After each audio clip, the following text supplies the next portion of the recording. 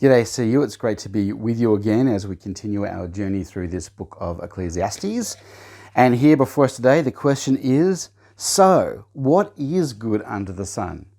We're up to chapter 6, the end of chapter 6 through to chapter 8 today. And at this point in the book, the teacher is starting to draw together the threads and landing some more solid conclusions. And so we turn to this section where he considers what is good to pursue in this life lived under the sun, created by God. What is it good to apply ourselves to? And there are 2 points I want to make that come out of this passage today. First of all, our life is like a shadow, therefore live wisely in response to that reality. That's the first point. And the second point is this: recognize the ultimate reality that God has created us upright, but that we have gone in search of many schemes. So there are the 2 points that seem to come out of this passage. Number one, our life is like a shadow, therefore live wisely in light of that reality. And secondly, recognize the ultimate reality that God did create mankind upright, but we're the ones who've gone astray. So here is the first point. How do we, what is it good for us to pursue as we live life under the sun? Well, first point, our life is like a shadow. This has been well argued through the book of Ecclesiastes, and therefore be wise. He starts off by making those 2 points about our life being like vapor, lacking substance here in chapter 6 and chapter 7. He says, firstly, our life is like a shadow because there is no obvious contribution that we can make to life that is lasting or really ultimately changes anything. This is the point here in chapter 6, verses 10 to 12. Whatever exists has already been named, and what humanity is has been known. No one can contend with someone who is stronger. The more the words, the less the meaning, and how does that profit anyone? For who knows what is good for a person in life during the few and meaningless days they pass through like a shadow? Who can tell them what will happen under the sun after they're gone? Do you see the point he is making there? It might seem like a cruel smackdown for us. We're sort of fed constantly, aren't we? The world is your oyster. Here you guys are at uni and you're bright-eyed and bushy-tailed. Life is before you. You've got dreams and hopes and ambitions. You want to make a mark. You want to do something significant and incredible with your life. And the teacher just pours cold water on it. He just says, you know what? Ultimately, your life is not going to amount to anything. It won't last. It won't change anything. Just deal with it. Now, for us, that might be really harsh. But it doesn't mean he's saying give up on life. And remember, even though these words seem harsh, it's actually also that brutal truth which is like a breath of fresh air, isn't it? There are so many people, even in Australia, with all the best conditions in the world, who really find it difficult and ultimately impossible to pursue their dreams. First of all, what does my heart really want? And even in the best parts of the world, like here in Australia, we have got so much going for you. There are many ways in which our best laid plans are frustrated. And what about parts of the world where they don't even have the opportunity to indulge the idea that they can pursue their dream if they just work hard enough? No, he's saying there really is no obvious lasting contribution we can make to life. We can't ultimately change anything. So just deal with the fact that our lives lack ultimately substance. We're just mists that are here today, gone tomorrow. Secondly, there is no obvious way to shore up the good life either. So even if we just go, okay, well, life's just about living for fun or living for pleasure or for whatever makes me happy in these few short years I've got, he says, there's actually no obvious way to shore up the good life, even if that's all you want to do. Look here in verses 13 to 14. Consider what God has done. Who can straighten what he has made crooked? When times are good, be happy, but when times are bad, consider this. God has made the one as well as the other. Therefore, no one can discover anything about their future. This is a naive belief that sometimes we can live with, right? Even as, well, mainly as Christians, that somehow if I curry favor with God, if I pull the right levers, God will bless me. He'll be on my side. And that is how to shore up the good life. But the teacher's sort of saying here, not just to Christians, but to everyone, just hold on a second. The good God who orders everything and is over everything, He has allowed this world to be full of crooked complexities, contradictions, unfairness, random acts.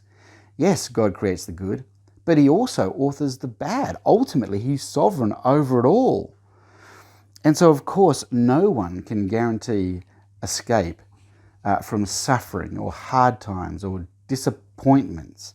You know, God makes the sun to shine and the rain to fall on the crops of the righteous and the wicked alike, but He also allows suffering and evil to befall anyone, the righteous and wicked alike. So, no one can discover ultimately anything about their future, he concludes. There is no obvious way to shore up the good life. Here he is just making, in those two ways, that ultimate point that keeps on coming up. Our life is like a shadow, he says here. Mist, vapor, it lacks substance. We're no better off ultimately than the animals. We go to the dust just like them. Therefore, he says, in light of the fact that our life is like a shadow, be wise. Live in harmony with that reality. And there are a lot of things in a non-linear way he says about living wisely, therefore, under the sun. And I just want to make that point. It's quite funny. It reminds me of, a UFC fight in the octagon, where it's gloves off, it's bloody, it's sweaty, it's messy, it's random, everything's flying everywhere. There's no ultimate rhyme or reason. It's not nice and neat and tidy and organised, is it? And here we have the teacher, and he's wrestling with all that he's observing under the sun. And so that's what you see here in this section. As with the whole book, it's not linear, his argument. He's just sort of reflecting in a partly cyclical, partly random way about how to live wisely. But here are some points we can glean from his riff here. To live wisely in light of the fact that our life is just like a shadow. Number one, he commends eating and drinking and being glad. Look here in chapter 8, verse 15. So I commend the enjoyment of life, because there is nothing better for a person under the sun than to eat and drink and be glad. Then joy will accompany them in their toil all the days of the life God has given them under the sun. It's quite explicit there, isn't it? I commend the enjoyment of life. So the first thing to remember about life is just take it lightly, hang on to it lightly, just enjoy the blessings of the day. Whatever joys may be in your life, thank God for them and enjoy them. Because we can't orchestrate it. We can't guarantee certain joys in life. A lot of things that we think will deliver us joy and significance won't. So whenever you're enjoying a moment in the sun, just enjoy it. Embrace it. Don't be distracted from that moment. He commends that way of living. Noticing and recognizing and reveling in embracing the simple pleasures of life. Eat, drink, and be glad. There's nothing really better for a person to do under the sun. Secondly, in order to live wisely, he commends pursuing a sober-minded humility. So he's not saying pursue, therefore, the party life because it's all about eating and drinking for tomorrow you die. He's not saying just completely throw caution to the wind. Don't think about life. He's not saying that. He's saying, no, at the same time, pursue a sober-minded reality. Chapter 7, verse 2. It is better to go to a house of mourning than to go to a house of feasting. For death is the destiny of everyone. The living should take this to heart. Yes, there's something wise and sensible about being positive and just enjoying the moment.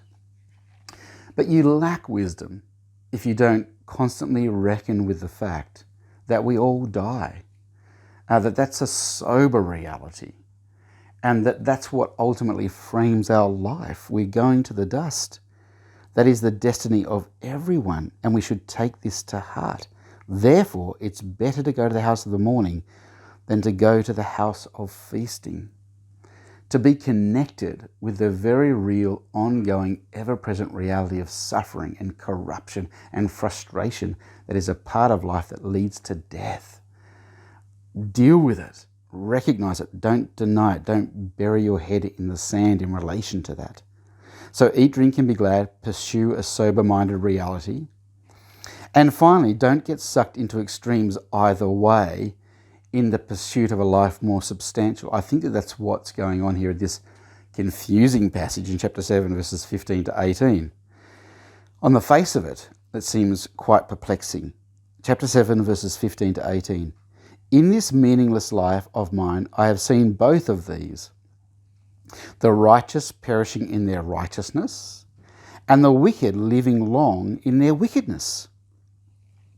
Don't be over-righteous, neither be over-wise. Why destroy yourself? Don't be over-wicked, and don't be a fool. Why die before your time? It is good to grasp the one and not let go of the other. Whoever fears God will avoid all extremes. Is the teacher saying what I think he's saying there? Did you hear that?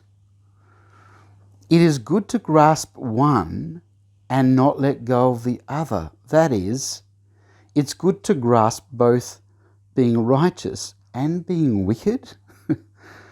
Whoever fears God will avoid all extremes. What on earth is he talking about? Well, I think here what the teacher is saying is this. Look, the overarching reality is that the righteous, in their pursuit of righteousness, can end up having a life cut short. I've observed the righteous perishing in their righteousness. On the other hand, he observes that the wicked can live long in their wickedness. It's upside down, it's topsy-turvy. And so therefore he's issuing a warning here. If you think by pursuing righteousness, by putting all your effort into being the best person under God you can possibly be, you can somehow cheat the system, that you will gain for yourself something of permanence and ultimate significance through doing that, he's saying, don't be fooled. Can't you see that people who live perfectly righteous lives, their lives end up getting cut short? It doesn't actually practically work. And similarly, what if, because the world is corrupt, I just embrace corruption? I cheat my way through life, try and take all the shortcuts. And again, the teacher says that's unwise because, yes, while sometimes it is true that the wicked have a long and full life, more often than not, their life is cut short because of their corruption. And so he's saying that if you're pursuing either righteousness or wickedness as a way to finally deliver on getting something significant and eternal and lasting out of life, well, the wise approach would be to do a little of both. to not commit fully to either. That would be the wise way to avoid the extremes, because either extreme can be quite taxing, unnecessarily, and dangerous. So here is how he reflects on living wisely in the light of the fact that our life is like a shadow. Eat, drink, and be glad. Just embrace the daily joys.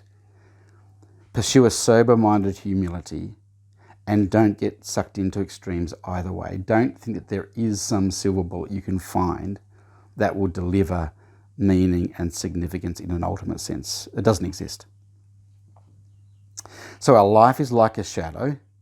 So what is good under the sun? Recognize our life is like a shadow and live wisely in light of that reality.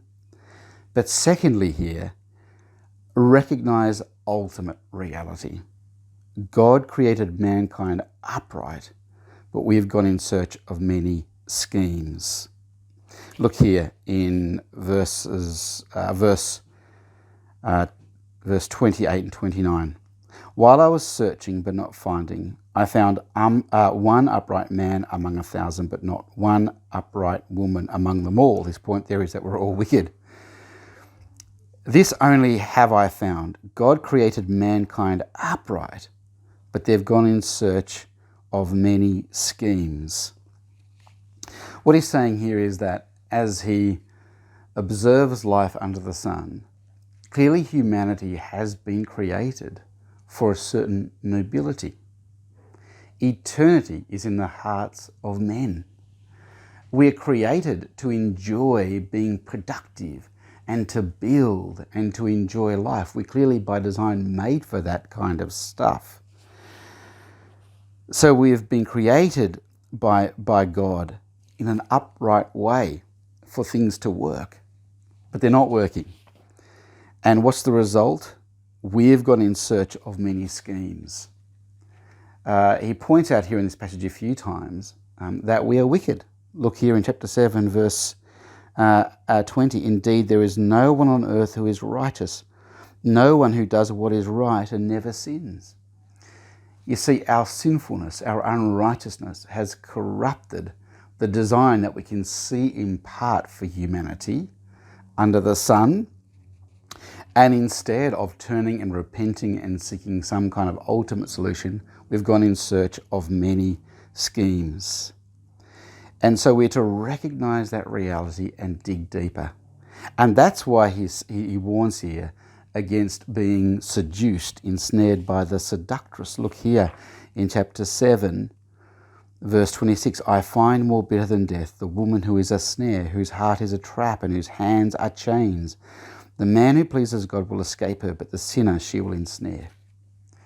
That's just a picture there, an example that the teacher uses and holds up, and he says, is there anything more seducing than a beautiful woman to a man? And there are many instances out there where men's lives have been ruined, their careers have been destroyed because of being seduced by a beautiful woman. It's not the woman's fault, it's the man who's been seduced by that, right? It's this pleasure which feels so intense, so enticing, so enriching that you're just drawn in and it takes your eye off the ball. And the teacher is saying it's more bitter than death to be ensnared by that. What's he talking about? Well, he's saying whatever life presents to you that seems exciting and engrossing and as if it's going to satisfy your deepest needs, and maybe in part it does, don't go there. Don't get ensnared by it. Don't let it take your eye off this ultimate reality that God has made mankind upright, but we've gone in search of many schemes. There is nothing under the sun that can deliver ultimate, significant, or substance or meaning because of the corruption of humanity, because of sin. We all die, and we have to keep that reality constantly in front of us, before us. Keep your eye on the ball is the second point here. That's how to live wisely. So what? Well, just a couple of implications from this passage. I guess there are many things we could say, and you can work out from what I've said already how it might shape your life. But just a couple of implications I want to point out. So what? Number one, don't despise people who live for simple pleasures. Don't despise people who live for simple pleasures. What do I mean by that? Well, there's a Christian version of this, and I think there's a worldly version of this, where we can think that it's somehow base or it's beneath us to be like people who just live an ordinary suburban life, just enjoying being a part of their footy club and the school community or the church or whatever. They just live modest, ordinary lives. And we can think to ourselves, oh man, we're better than this. I'm built for glory. I want to do something really magnificent and significant with my life. Well, there's something in us which is hardwired for glory. But also understand that the teacher is saying there's something deeply, profoundly wise about living simply and enjoying the daily blessings. And those people who just have ordinary suburban lives are probably the most wise. On average, they're probably the most happy people, because whether they recognize it or not, they are living in harmony with reality where a world is deeply frustrated. and is ultimately leading to nothing. It's mist, it's vapor. The teacher says, so I commend the enjoyment of life, because there is nothing better for a person under the sun than to eat, drink, and be glad. So don't despise that way of life. Recognize the wisdom in it. But secondly, don't be fooled by them either. There are plenty of people who have just, lives that are full enough, fun enough, enjoyable enough, living in the burbs, that they never think beyond that life. And the teacher's being very clear here, right? Don't be fooled by that.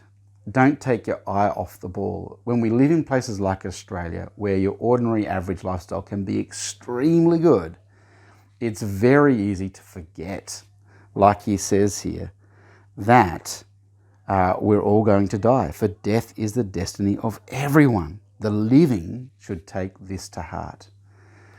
In our society, we poo-poo death. We kind of put it to the margins. We don't talk about it much. And the teacher's saying, no, talk about it. Embrace it. In fact, even live your life in light of it. Amen.